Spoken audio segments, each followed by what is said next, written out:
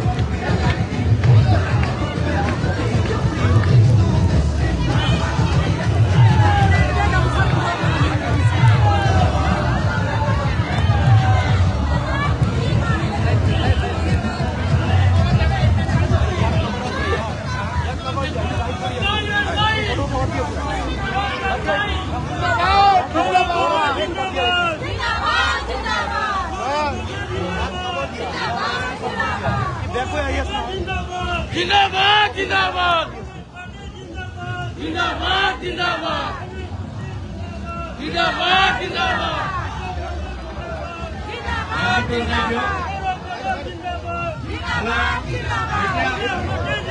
আমাৰ পিছনে গাড়ি আছে এক সেকেন্ড আমাৰ পিছৰ যে গাড়ী আছে তাৰ গানটো অলপ অফ কৰি দিয়কচোন। কোনোবা গ'লেই ক'ব পাৰিব। ধন্যবাদ। এতিয়া আমি আমাৰ পদযাত্ৰা আমি শেষৰ ফালে আহিছো। মই আমাৰ দলৰ সতীৰ্থসকলক আজি যাত্ৰাৰ বাবে মই ধন্যবাদ জ্ঞাপন কৰিছো।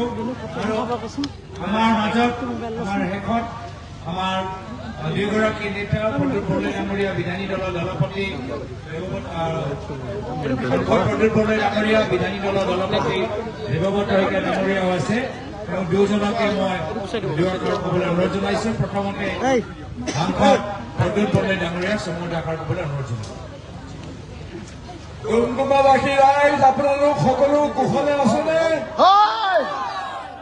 আজি আপোনালোকে গমেই পাইছে কংগ্ৰেছ দলৰ অসমৰ সভাপতি শ্ৰী গৌৰৱ গগৈ ইয়াত আহি আপোনালোকৰ ডুমডুমাত আহি উপস্থিত হৈছে। আৰু আপোনালোকে গমেই পাইছে যে কংগ্ৰেছ দলে গৌৰৱ গগৈৰ নেতৃত্বত যোৱা ভালেমান দিন ধৰি পেলাই সময় পৰিৱৰ্তনৰ এটা যাত্ৰা অসমৰ ইটো মূৰৰ পৰা সিটো মূৰলৈ আৰম্ভ কৰিছে। আজি আমি এই যাত্ৰাত অংশগ্ৰহণ কৰি ডুমডুমালৈ আহিছো।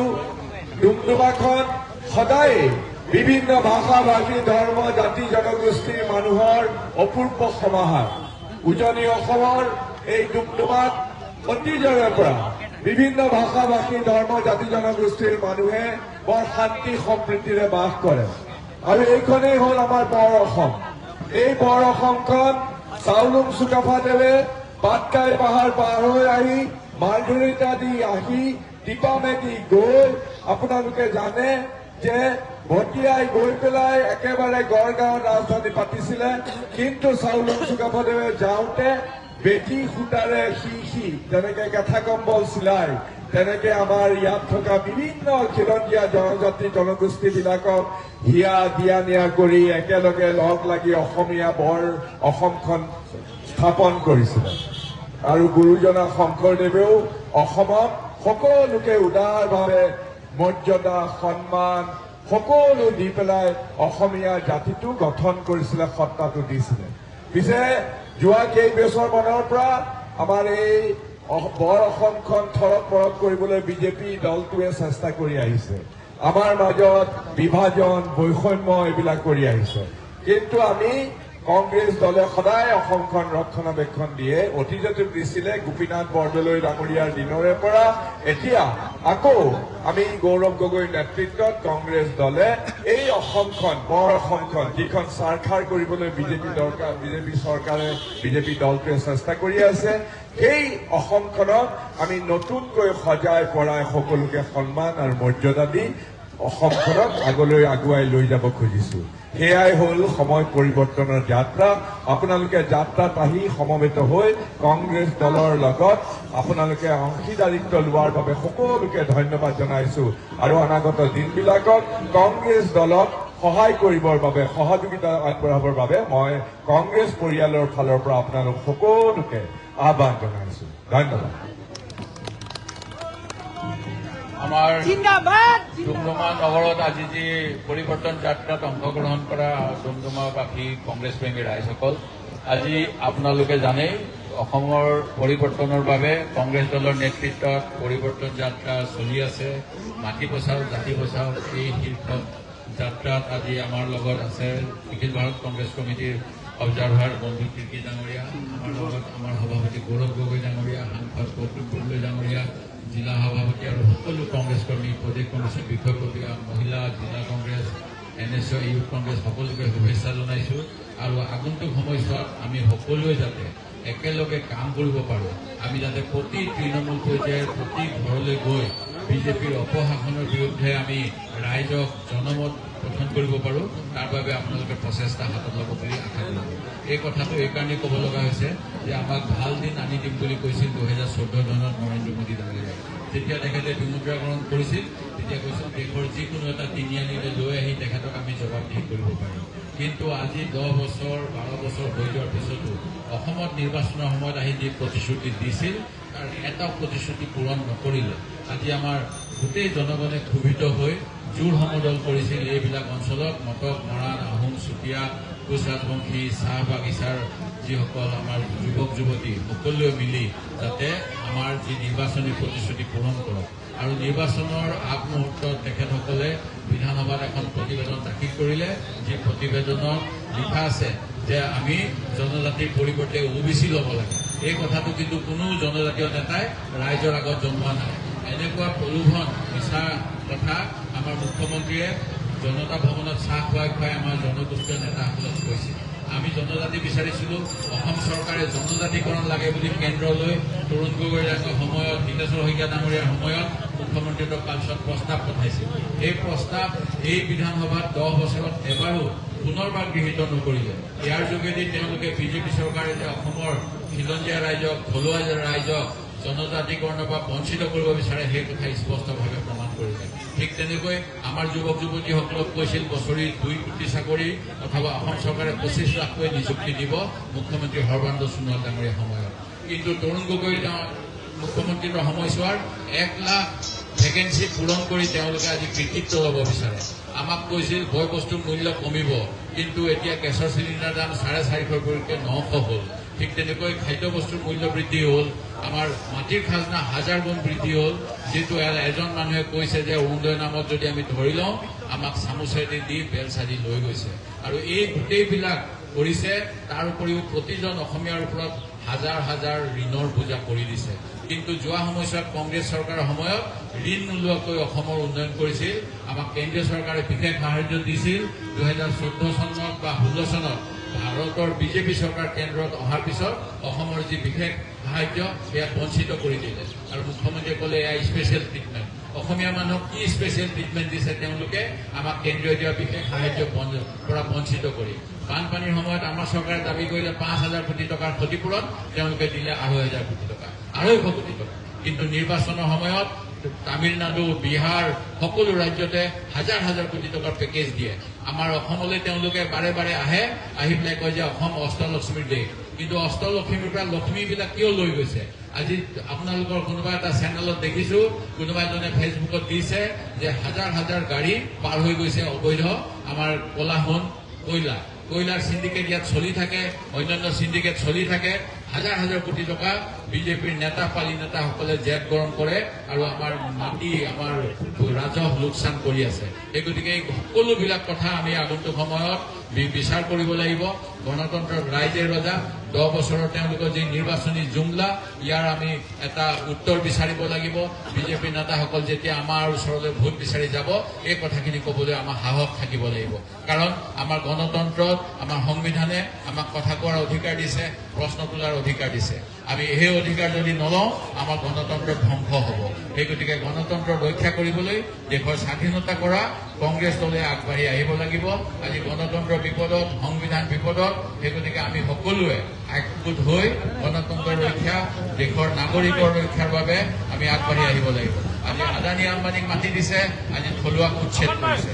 এই উচ্ছেদ কিয় হ'ব লাগে? যি সময়ত দেশৰ সংবিধানে কৈছে সকলো ভাৰতীয়ৰে মাটিৰ থকাৰ অধিকাৰ আছে আৰু এই অধিকাৰ খৰ্ব কৰিছে এই বিজেপি চৰকাৰে। সেই গতিকে এই গোটেইবিলাক কথা আপোনালোকৰ যোগেৰে মই আজি দাঙি ধৰিছো। আশা কৰোঁ আপোনালোকে ঘৰে ঘৰে এই বাৰ্তা লৈ যাব। আগন্তুক সময়ত আমাৰ কংগ্ৰেছ প্ৰাৰ্থীক বিপুল ভোটত জয়যুক্ত কৰাব। 351 টকা মজুৰি যেতিয়া কথা বিধানসভাত আমি সুধো, তেতিয়া কয় এই কথাটো হ'ল মালিক আৰু শ্ৰমিকৰ মাজৰ কথা। এই সমষ্টিত শ্ৰম মন্ত্ৰী আছে, তেতিয়াহ'লে কেনেকৈ শ্ৰম মন্ত্ৰী বা মুখ্যমন্ত্ৰীয়ে নিৰ্বাচনৰ আগে আগে মজুৰি বৃদ্ধি কৰিম বুলি ক'লে? অৰ্থাৎ বিধানসভাত এটা মিছা কথা কয় আৰু ভোটৰ কাৰণে তেওঁলোকে চৰকাৰী ধনৰ এনেকৈ প্ৰলোভন দিয়ে। আজি মাটিৰ কথা কৈছে, আজি কি বসুন্ধৰা অহাৰ আগতে অসমীয়া মানুহে মাটি পোৱা নাছিল নেকি? এই প্ৰশ্ন তেওঁলোকক আমি সুধিব লাগিব। যোৱা সময়ছোৱাত মুখ্যমন্ত্ৰী তৰুণ গগৈৰ সময়ত বাগিচাৰ চাহ শ্ৰমিকসকলৰ বাবে স্পেচিয়েল লেণ্ড এডভাইজৰী হৈছিল, যাৰ যোগেৰে মাটি আবণ্টন হৈছিল। কিন্তু এতিয়া দেখা গৈছে বসুন্ধৰাৰ যোগেদি মাটি ক'ত কিমান আছে এইখিনি চাই লৈছে আৰু তেওঁলোকে নিজৰ বাবে বা নিজৰ বন্ধুবৰ্গৰ বাবে সেই মাটি লোৱাৰ ব্যৱস্থা কৰিছে। এনেকুৱা চৰকাৰক ধিক্কাৰ দিওঁ আৰু আগন্তুক সময়ত আপোনালোক সকলোৰে সহযোগত গৌৰৱ গগৈ নেতৃত্বত কংগ্ৰেছ চৰকাৰ আনিব, এই আশা ৰাখি মোৰ বক্তব্য সামৰিলো। জয় আই অসম।